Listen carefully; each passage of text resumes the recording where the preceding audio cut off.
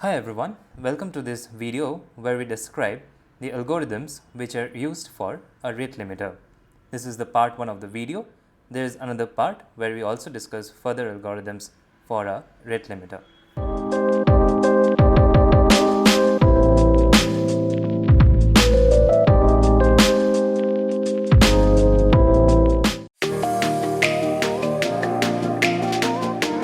Hi everyone, so welcome to this video on algorithms for rate limiter. So in this video, we are going to look into some of the high-level algorithms which are used to design a rate limiter. So the first algorithm which we are going to look is called token bucket algorithm. So as the name suggests, so if we go by the name, so we will have some tokens and a bucket. So this bucket will have a few tokens inside it. Let's say the capacity of tokens is, let's say, C equals to 4. So it can hold 4 tokens at a time. Now, whenever a request is being sent to the rate limiter, and if our token bucket algorithm is being implemented in the rate limiter, what it does, it checks if any token is available for that particular request.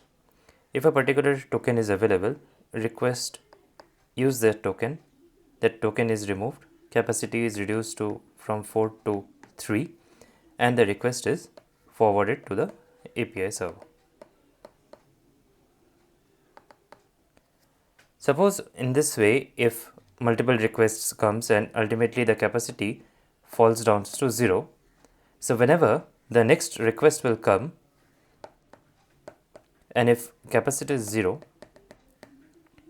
then the request cannot take any token and it is dropped. So is this a deadlock situation, like there are no more tokens available and the request is being dropped, so any further request comes, no tokens are available, and will there be a situation like no further requests will be forwarded to the API server? No, it seems there is another component to this token bucket which is termed as refiller. Let's say this is refiller. It has a particular rate. And what is this rate? This rate denotes the number of tokens per unit time it fills inside bucket. So if you see, let's say this is 2 tokens per minute. So after a minute, this refiller will try to refill the bucket with 2 tokens. Let's say our bucket capacity at 100 is 3, and in the next timestamp, let's say the bucket is still 3 since no further requests come, but the refiller will try to refill with 2 tokens per minute. What will happen, since it had already 3 tokens, when the first token will come, it will be put inside it. This will go inside bucket. But whenever the next token comes, since it's already full, its capacity was initially 4, which we had fixed earlier. So what will happen now, this extra token will be overflowed. This will be overflowed, like this will not be pushed into the bucket. So if you understand in a flow diagram, what's happening is like a request is being sent by the client. It checks the bucket. If token available, it checks the bucket, and you say like it asks the questions, any token available.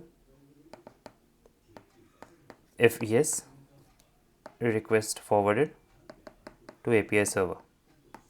If no, request dropped, and in the meantime there is another component which we just discussed, the refiller. It refills token at a rate. So in this way this token bucket algorithm works.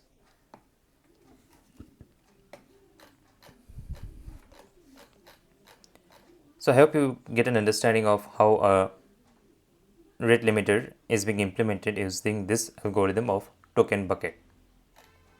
So here now let's look into some details of this algorithm.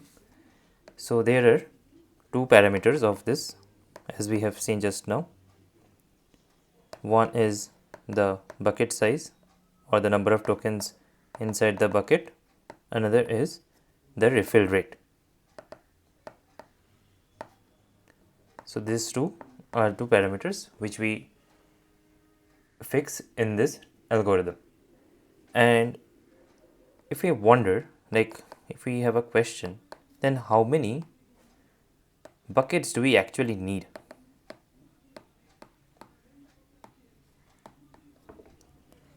So if you remember, we discussed in our previous video, the introductory video, like this rate limiter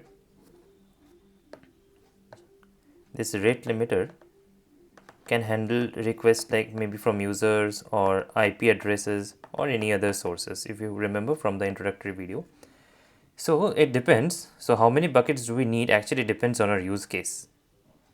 So let's say a particular user on Twitter, let's say it is allowed one post per second to 150 friends he can add per day,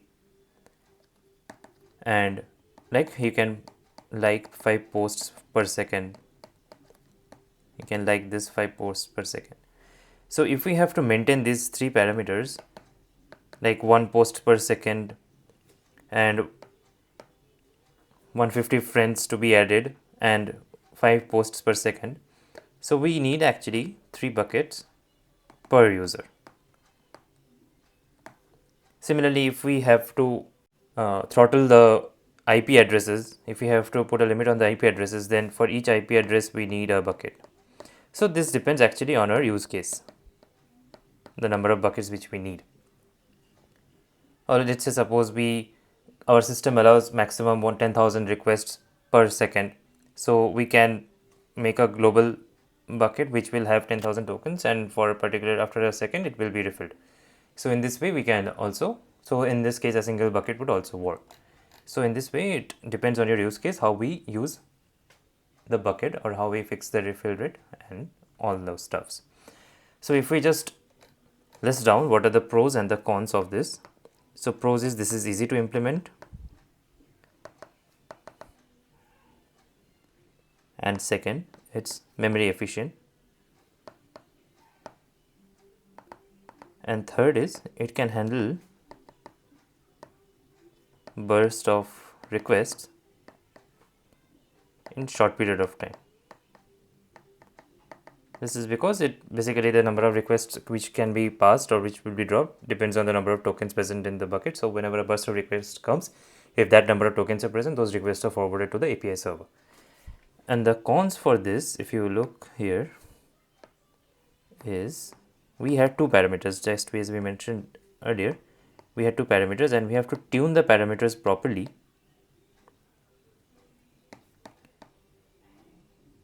These two parameters were the bucket size, just to recall, and the other one was refill rate.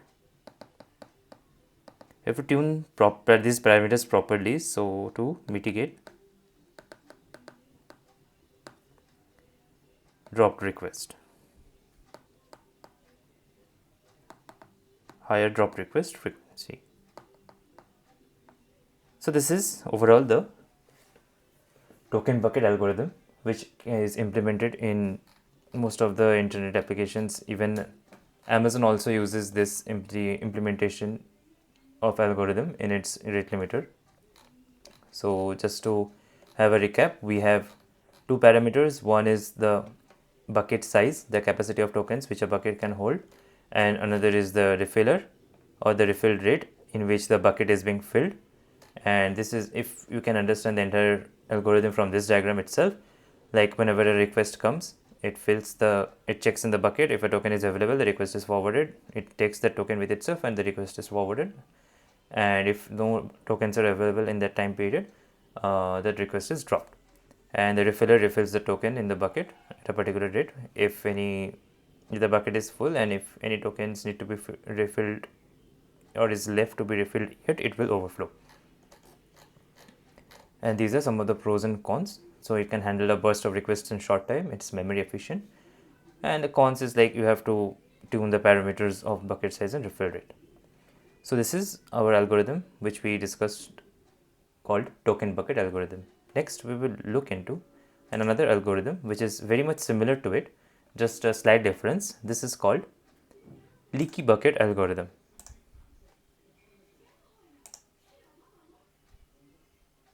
Yes. So now let's look into this algorithm named leaky bucket algorithm. So here also we have a bucket, but here the bucket is implemented in a slightly different way. Or you can say, whenever a request comes,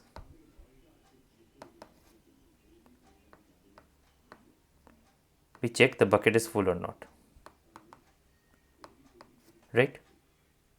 So here earlier we had tokens, but here instead of token we have a queue. We have a queue like data structure. It checks if the queue is filled or not.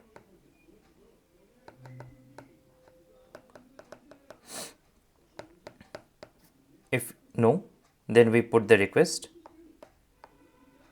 in the queue. Request put to queue. Remember, not forwarded to the API server. Request put to queue. Let's say this request is put here.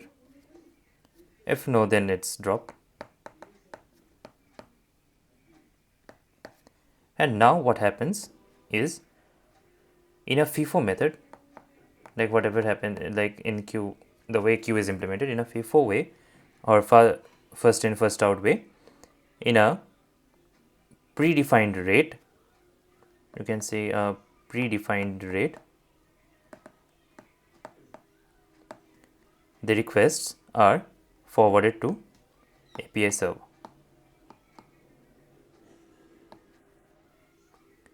So what if we go by the name, if we try to understand the literal meaning of the name, so what is happening is, like, you have a bucket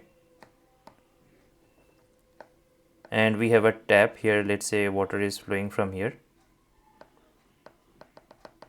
and water is coming in a huge rush, but here the outside is predefined, like it will have 3 drops per second rate, let's say, and water is flowing in a heavy rate here.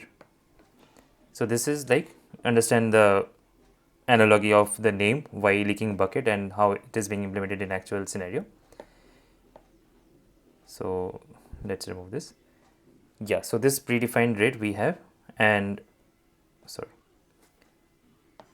this is the predefined rate we have, and with this predefined rate, this, or you can say this as an outflow rate, the requests are forwarded to the API server. So here also, like previously we had bucket size and refill rate, here also we have 2 parameters. One is again the bucket size or the queue size, you can say, and second is the outflow rate here, not the refill rate, outflow rate. So the pros and cons, if we discuss here, what is the pros and the cons here. So pros is like, it's memory efficient, since we can limit the queue size. Second is, the requests are forwarded at a fixed rate.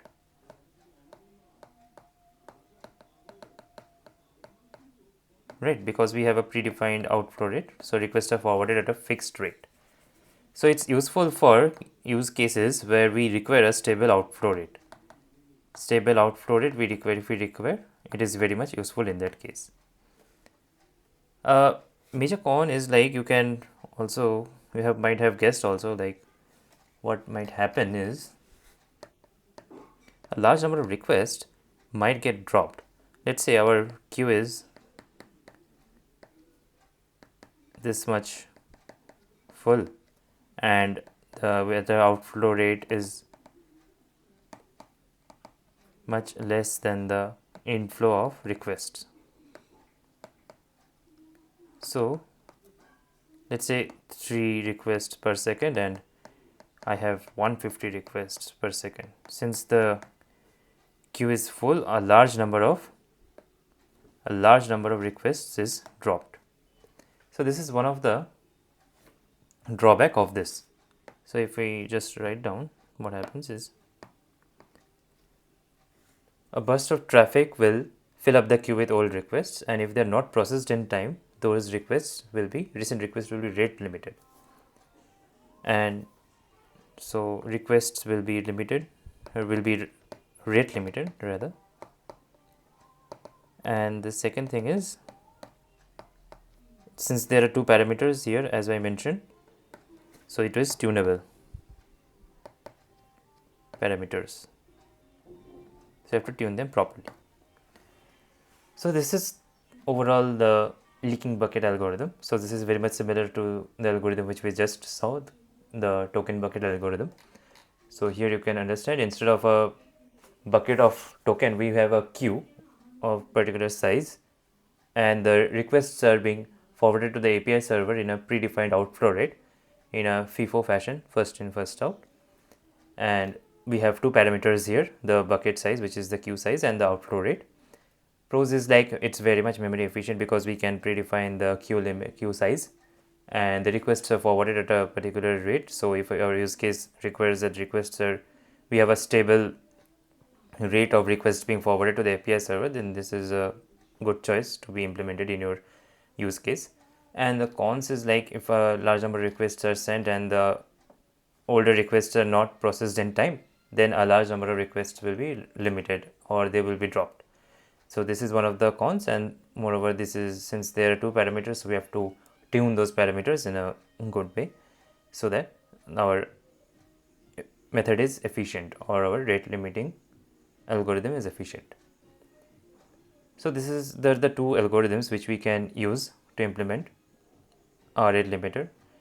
Further, in the next video, we will also encounter 3 algorithms which we also can implement for rate limiter. We will also see their pros and cons.